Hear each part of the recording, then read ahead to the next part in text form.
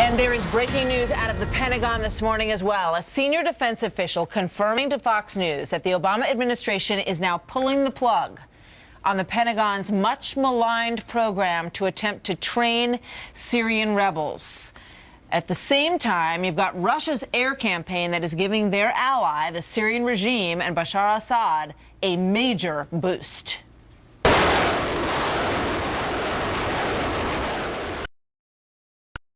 Government forces on the attack, taking advantage of their now overwhelming Russian air support, now launching a major ground offensive against neighborhoods and places in Syria as they try to recapture some of that lost territory. Good morning, everybody. I'm Martha McCallum here in America's Newsroom. I'm Greg Jarrett in for Bill Hemmer. President Obama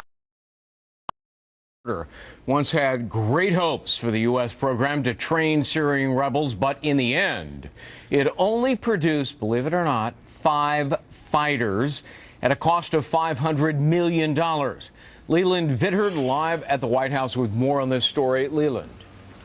Oh, Greg, consider the timing here. Just as the White House is trying to say to everyone that the Russian policy towards Syria is a disaster, they are forced to make this major admission that their $500 million program to train and equip Syrian rebels is a disaster in its own right. At last report, the program to train those rebels produced enough fighters barely for a basketball team, clearly not anywhere close to what was needed to take on ISIS. So now it is back to the drawing boards for Defense Secretary Ash Carter. I wasn't satisfied with the early efforts in that regard, and so we're looking at different ways to achieve basically the same kind of strategic objective. We have devised a number of different approaches to that going forward and taken them to President Obama.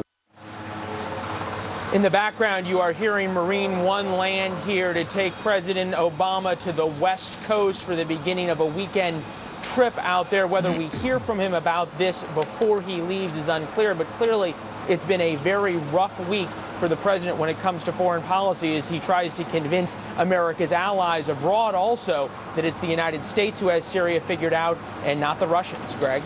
Well, $500 million and 5 fighters. I mean, it is, I'm sure even the people behind you in the White House would admit that is pretty absurd. But are you getting a feel today for what the latest that's going on in Syria? Well, so far what we're hearing from the White House is a doubling down on this philosophy of strategic patience, and that's what Josh Earnest was talking about yesterday. They say in Washington that words matter. In the Middle East, actions matter, and the Russians have basically thumbed their nose at suggestions that the United States has had in terms of that they should stop their air campaign, and for that matter, the United States and its military have given the Russians a lot of space to carry out their policies there inside Syria. Greg? All right, an abrupt end to the program that the White House was championing. Leland Vittert. Leland, thanks.